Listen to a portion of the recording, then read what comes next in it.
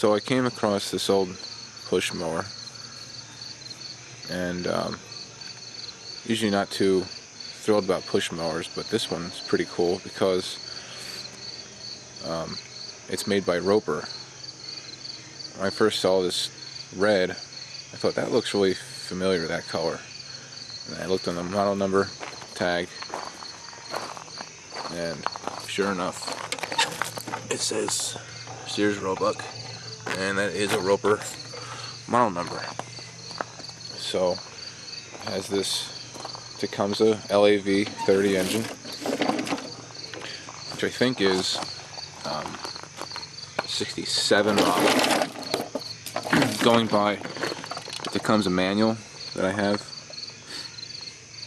their old date system was 4 or 5 digits. Sometimes they had a letter at the end. This one begins in 7, and I think this is from the 60s decade, because from what I gather, this engine was made from the late 60s to the early 70s. Before it eventually became the TVS series, this takes the same short block as the TVS 75, so I'm going to assume it's 7.5 cubic inches.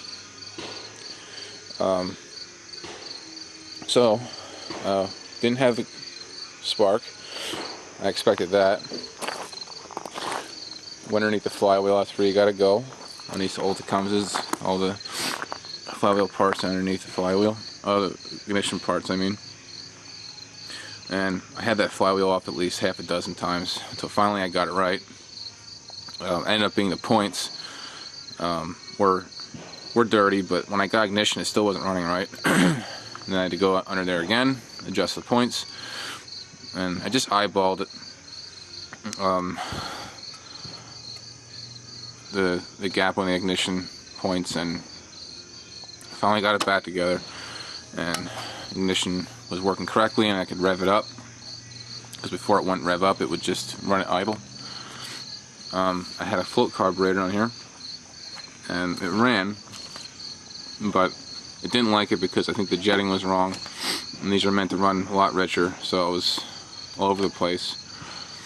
And if you notice, this has, I think this is an early LAV 30, because if you look on the diagrams, on the early diagrams for the LAV 30, they had a diaphragm carb, so there's no float bowl, and it actually has 2 adjustable jets.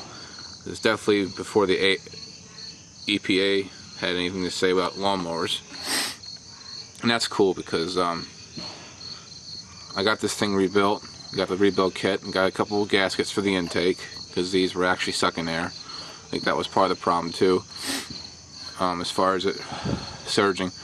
And this thing is beautiful. It runs really well, and it's totally adjustable, so you can make it run just the way you want. This air cleaner, of course, is off a newer model, Tecumseh, because all that was left on there was a metal oval thing that housed the old air cleaner, but you can't get any of these air cleaner parts anymore, so this newer one from my parts is bolted right on, no problem.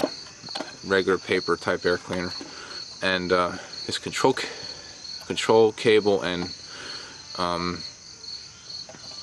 bracket was from my parts. The old bracket was broken. There was actually a thing brazed on here. It had like a rotary dial.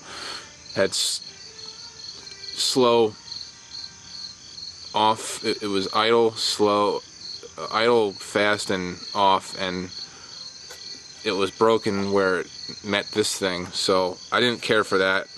Pried that thing off. I put this control bracket on. This is a newer control bracket. These are nice because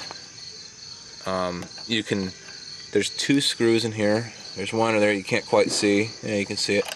That controls your minimum speed, so your idle speed, governed idle. And then there's another screw, like right in there, that controls your top limit, top governed speed. So that's nice. I like that because one thing I like about Tecumsehs in general, they have a lot of governor adjustability, whereas with the Briggs you're constantly messing with springs and the location of springs and bending tabs, and this one's really straightforward and it works well. Brand new J8C Champion spark plug. That's what belongs on here. And the muffler was totally rotted out, so that's a newer muffler from another Tecumseh. And this cable I got from Advance Auto. It was like $5 in the discount rack. I think it's cool because it looks old school and gives you all this control instead of having to go over here and control it, because you definitely, being from the 60s, you want to stay away from this thing when it's running, especially since there's a chunk missing out of this deck, so it gets you really close to a spinning blade when you're near that. But other than that, the thing is really solid. It's very lightweight. It's almost like having a regular push model lawn boy. That aluminum deck's really cool. I guess that was to compete with lawn boy back in the day. And so let's fire up this son of a gun. It usually starts pretty easy even when it's cold.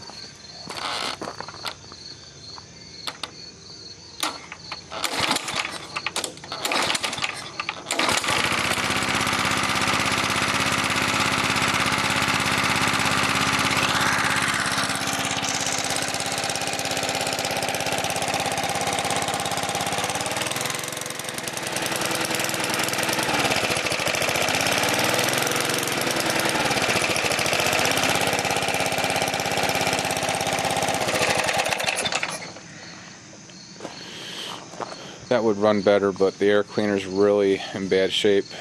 It's been soaked with gas and oil from sitting around on other parts and stuff, so I gotta find an air cleaner. That's why it kind of chugs at high speed there, but this thing will rev to the moon. It really has some decent power for what it is. So there it is, Roper made Sears 20-inch rotary mower from late 60s.